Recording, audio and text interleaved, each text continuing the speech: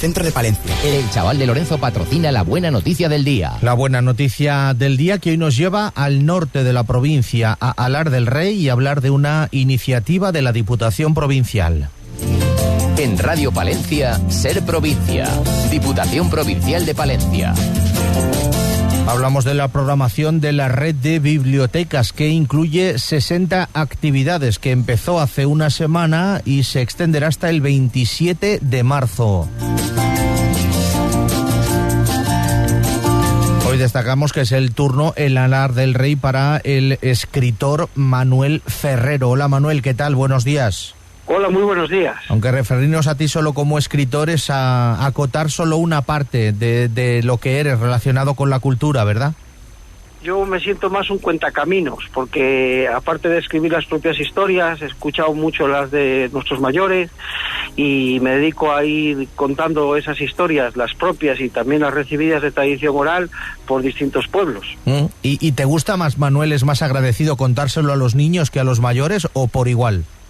Por igual, es diferente.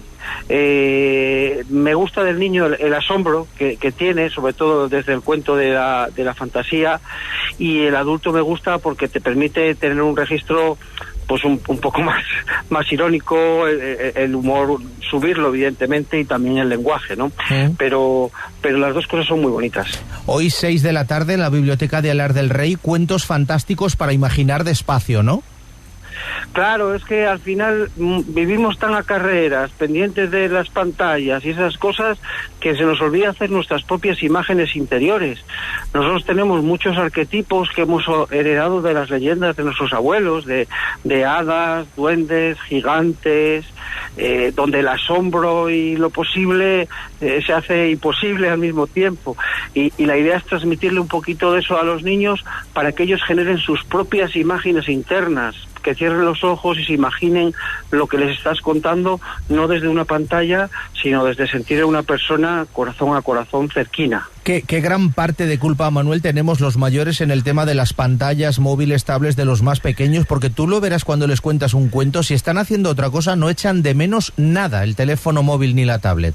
No, para nada, y además el hecho de jugar con cuentos muy interactivos, con canciones, con pequeña marioneta, siempre les vas enganchando. Y lo más bonito para mí es eso, que si yo te digo, imagínate una oveja verde, tu oveja verde y mi oveja verde no van a ser la misma, cada uno se la imagina de una manera, y eso es lo hermoso de un cuento, que cada uno coge del cuento el registro que necesita, y la diferencia a veces entre lo oral y lo escrito es que al pasar desde el corazón de alguien que te lo cuenta, eso es como un diapasón, ¿no? Te tienes que afinar con el que te habla, y a la vez el que habla tiene que afinarse con el público que le escucha, y eso hace que sea muy bonito, la verdad. Y qué importante es para los pequeños y los mayores, lo hablábamos antes de la una, con una iniciativa del Ayuntamiento de Villamuriel, todo lo que tiene que ver con el buen uso de las emociones. Por ahí, Fuego en la sopa, uno de tus últimos libros, ¿no? Sí, porque yo creo que es muy importante. A veces, fíjate, el cuento tiene esa maravilla de tener muchos personajes donde el niño se va a identificar con el que necesita, y sobre todo cuando lo que tú transmites es algo abierto, que no es tan direccionador a veces como lo que podría ser una fabulilla muy directa. Eso hace que el niño se haga preguntas, que encuentre, además en muchos de los cuentos tradicionales, especialmente fantásticos, siempre está la pulsión entre el bueno y el malo, la luz y la sombra, preguntas que en el fondo van al centro del corazón humano, ¿no? ¿Qué hacemos frente a este mundo? Y además, donde hablamos de cuentos de gigantes, los niños no dejan de ser piquiñines en un mundo de gigantes. Entonces, al final, ese tipo de cuentos para ellos les abre un mundo emocional muy potente. He leído además que te inspiró para ese libro, te inspiran los niños que vas encontrando en tus cuentacuentos, ¿no? Y encontraste uno o encuentras más de uno que no saben cómo manejar los sentimientos, ¿no? Claro, a veces tú estás contando algo y de repente el niño te lanza una pregunta, y como son grupos que se hacen en pueblos, son grupos pequeñines, te permite recibir esa pregunta y acompañar. A veces me ha pasado, incluso a veces a ayudar a un niño con un cuento a hacer un duelo, ¿no? Hay un cuento que me acuerdo yo, El tambor de piel de piojo, que hay un personaje en el cuento que se muere, ¿no? Entonces uno de los niños dice como mi abuelito, ¿no? Y entonces al decir aquello yo paro la contada, miro al niño, la acompaño con el resto de los niños y hicimos una reflexión de amor y de cariño a su abuelo. Y ves la cara de él, el alivio que tiene de haber podido expresar eso, que a lo mejor no lo había encontrado al momento, ¿no? Que tú como artista puedas ser también educador de esa manera, es muy bonito. Evidentemente no es algo que uno domine, o sea, no es que tú llegues y tal, pues yo tengo la varita mágica para arreglar todos los problemas del mundo, no es verdad, pero una presencia acogedora que abraza y escucha, no solo que narras, sino porque tú cuando narras estás al 100% presente para los niños, escuchándoles, sintiéndoles, viendo lo que ellos dicen, las dudas. A veces te asombra que algo que tú entenderías de una manera, de repente el niño lo entiende de otra forma y te hace una pregunta y tú ese cuento nunca se te hubiera ocurrido entenderlo así. Entonces, para mí mismo también es un aprendizaje y descubrimiento de la vida, la verdad. Y qué importante, Manuel, lo que acabas de decir, ¿no? Escuchar lo que ellos quieren decir, porque si les das un móvil y les aíslas, no les estás escuchando, todo lo contrario, ¿no? Claro, es que además hay una escucha que tiene que ver con el oído, pero también hay otra escucha que tiene que ver con el corazón y con la presencia, ¿no?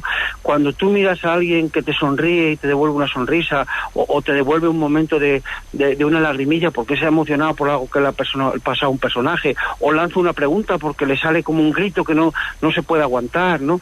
A veces los niños, y sobre todo también los más inquietos, muchas veces necesitan esa expresión, ¿no? Algo que les permita encontrar las palabras porque son pequeños y no las tienen, ¿no?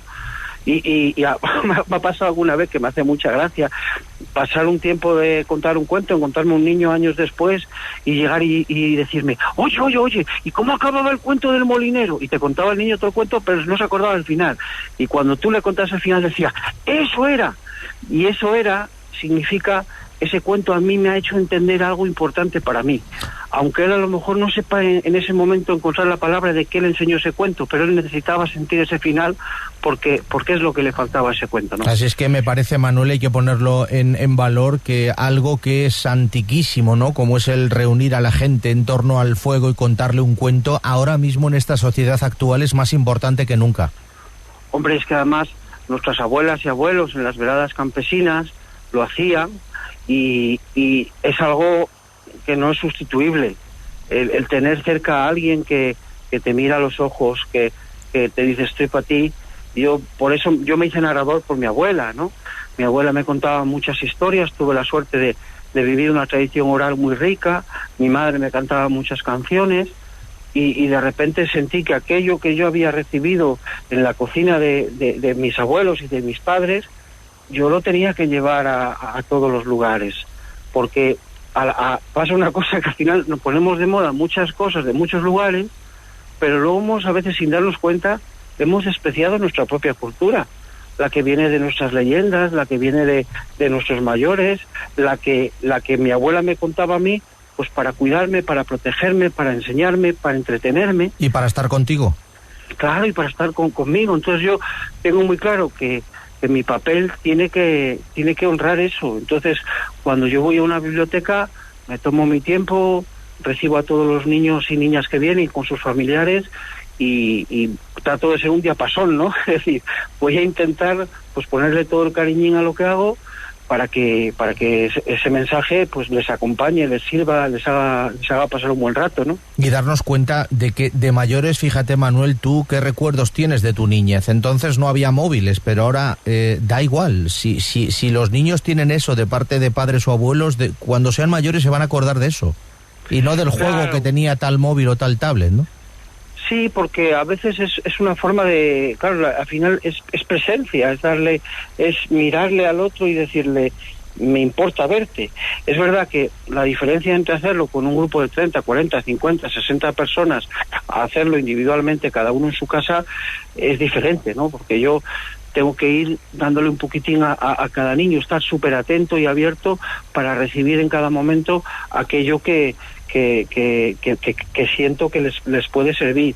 Luego, también es muy importante, y en eso hay que darle las gracias a la Diputación, el llevar la cultura a los pueblos. Es una cosa...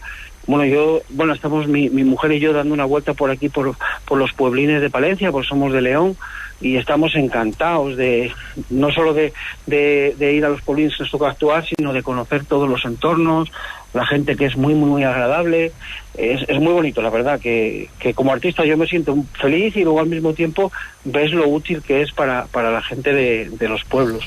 Y es cuando uno es feliz, cuando puede hacer felices a los demás. Manuel Ferrer, hoy a las 6 en Alar. Creo que luego te queda dentro de este ciclo jueves Torquemada y 11 de marzo Santibáñez de la Peña, ¿no? Efectivamente, con espectáculos distintos. Hoy vamos a contar cuentos fantásticos para imaginar despacio, que son cuentos de fantasía, de hadas, duendes, gigantes, y luego otros días vamos a contar cuentos de Maricastaña con sabor a pera, que nos hemos dado cuenta que los cuentos tienen sabores, entonces ahí contaremos los cuentos clásicos, pero desde sabores más modernos. Gracias, Manuel, por echar este ratito en el Hoy por Hoy y estar con los oyentes de la SER. Muchas gracias a vosotros por darnos foco y escucharnos. Un saludo, buen día. Buen día.